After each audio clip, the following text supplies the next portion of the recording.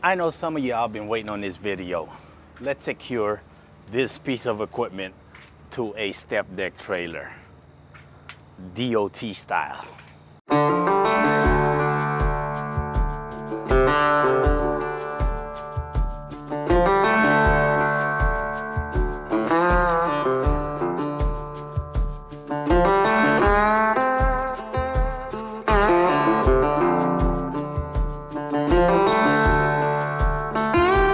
First, let's talk about this specific equipment. See, the DOT has so many variables when it comes to hauling equipment, so we'll have to be more equipment specific, okay? I'm gonna make more videos in the future. We don't have them right now, but we're gonna make more videos in the future on how to secure certain things. So if you're not following the channel, come follow the channel, and I'm gonna make a playlist, and you'll be able to secure just about anything on an open deck. I'm not talking about RGN. RGN's a little different animal now. Okay, so specifics of this, okay? This is a forklift that weighs over 10,000 pounds. According to the DOT, when something weighs over 10,000 pounds, you need 4 points of securement, basically one on every corner. By the way, if you're wondering, everything I'm talking about here is all straight from the book, okay? So we're just gonna talk about the book first, and then we're gonna talk about like what actually happens out here on the road, on how it being secured, the way that, you know, drivers see fit, I guess you could call that. This is a 3/8 chain, and this is obviously a 3/8 binder, but it has a range, 3/8 or a 1/2 inch chain.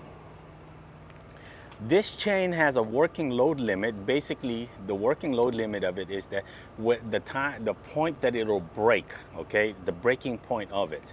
And it's a G70 chain, and it has a working load limit of 6,600. This will have a working load limit of 9,200. Also depends on who manufactured it.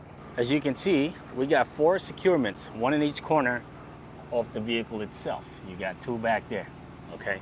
And whenever possible, always use where the anchor points are intended to be used at. And that is a good anchor point for this particular equipment. And they make them right there. They put them right in front of you. And as a matter of fact, it has a sign right there. And you know it looks like a rope, but you want to put a chain on there, not a rope. Also, according to the DOT, if it has some type of auxiliary attachment into it, such as forks, bucket, or a blade, that also needs to be stabilized, because if you look at it, right, this is attached to this, to that, and also that, and the only point that it's actually being stabilized at is right there. Therefore, DOT come up with a rule that you have to make sure you also secure this point so it doesn't just swing around on you. Now let's get back to the working load limit. According to the DOT, 50% is what you need working load limit to cover this weight. Therefore, if this thing weighs 21,000, I need 10,500 working load limit to be able to secure this thing properly according to the DOT. I also told you guys that in the beginning of the video that this is 6,600 pound working load limit. They're 3/8 drive, G70, they are gonna be 6,600 working load limit. That one is a 3/8, all the way around is a 3/8. What's also crazy, part of the DOT rule, is that when something is secured just like the way it is right now, which means like it's secured from the anchor point or from the trailer to the equipment, and that's it, it doesn't go over and go back to the trailer again, then that means the working load limit on this is actually cut by 50%. I don't agree with that, but for some reason, whoever came up with that, that's what that's part of the rules. So that means like if we have 6,600 working load limit on this 3/8 chain, that means we are working at, what is that, 3,300. So we got 3,300 pounds here, 3,300 there, 3,300 in the front, 3,300 on the other side of it. So it's 3,300 times 4. Now, if you're like me, you're doing the math already in your head, 3,300 times 4, you're actually only have 13,200 working load limit, technically, according to the DOT, on all your 4 points, okay? So instead of 6,600 times 4, you're not actually at that. And plus, also another thing that you got to consider, your weakest point is, that's the most that you have, is the weakest point. Actually, my stake pockets are only rated for 5,000.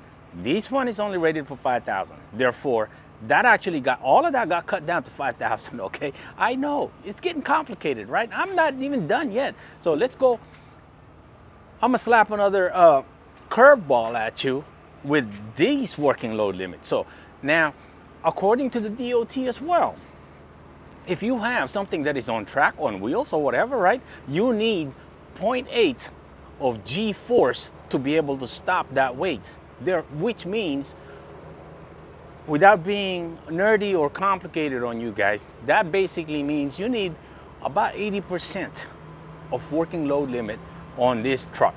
So on this equipment. That means if you are at 21,000, that means you need about what, 16.5? Oh, 16.2.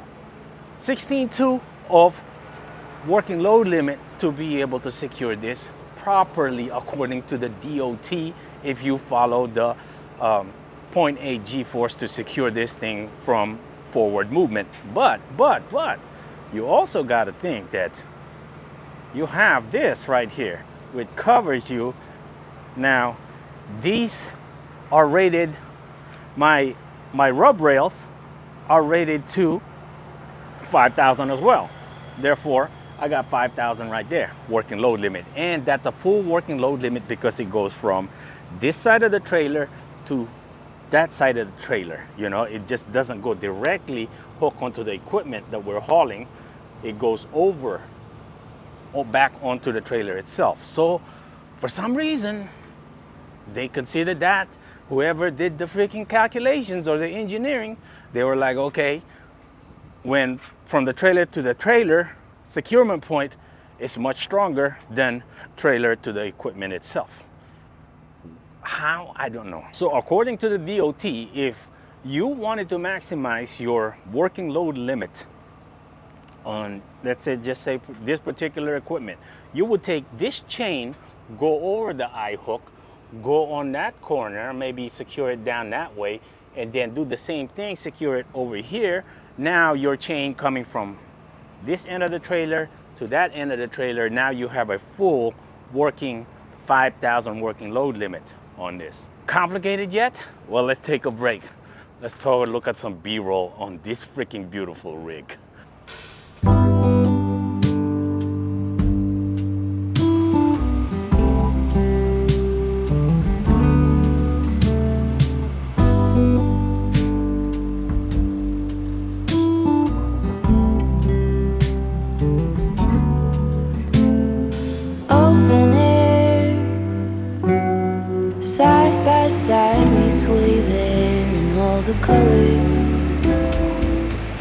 Okay, let me tell you guys, this guy got money, man. Look at this.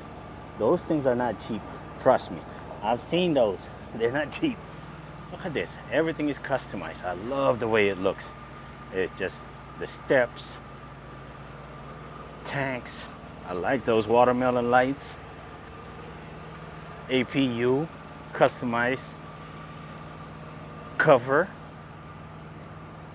The decking, real nice. It got that California hookup to it. His trailer setup is even nice. California trailer setup right there. Why do they call that California setup anyway? You guys comment it down below. Lights.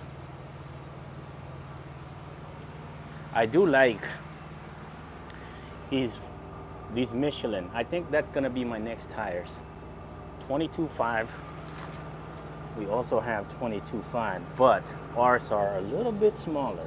They're 75 to 80 width-wise. I like these ones though, they look beefy. His trailer, his ramps are a little different than the ones we have. Oh, that's crazy. Huh. His ramps, that's actually just for show, I guess. These two right here. Wow, okay. Very nice. Nice looking setup.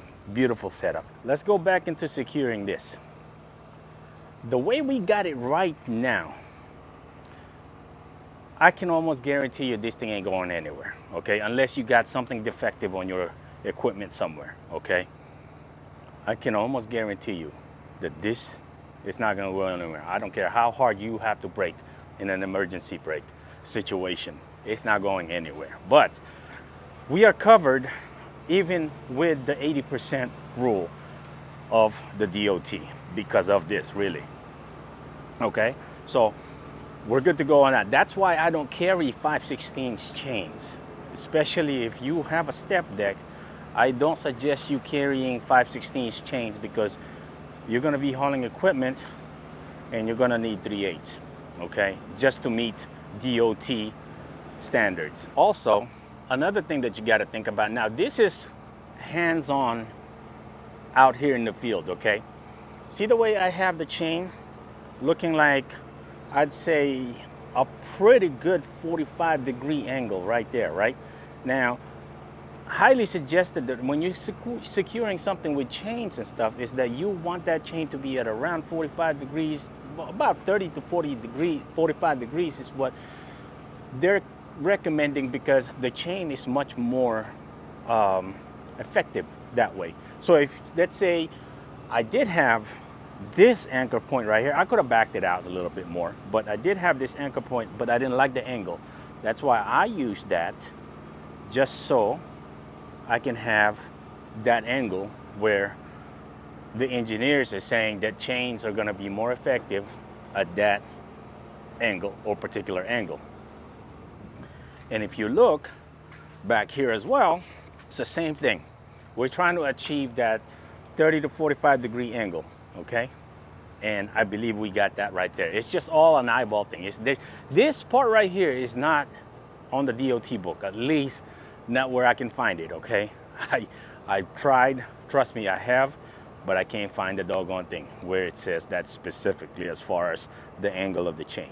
If you're hauling equipment, not on this particular equipment, when you have something that is articulating, so like the bigger forklifts, you know, like the 10K forklifts and stuff like that, they'll have an articulating part where the body would twist from the front, okay? It's just maneuverability, right? And when equipment has that particular, you know, feature, you need to be able to secure or lock that articulation on that thing. And usually, for the most part, most of these equipment nowadays will allow you to be able to lock them. They have a locking device where you can just stabilize that articulation on there during transport. I hope that covers the topic of hauling a forklift for a telehandler that is 10,000 pounds or more, okay? Also, just keep in mind, make sure you always inspect your equipment, check your equipment, make sure there's no cracks. And they have like this little tool to where you can slip it in between here and then it tells how much has that chain worn over the years or over time, you know?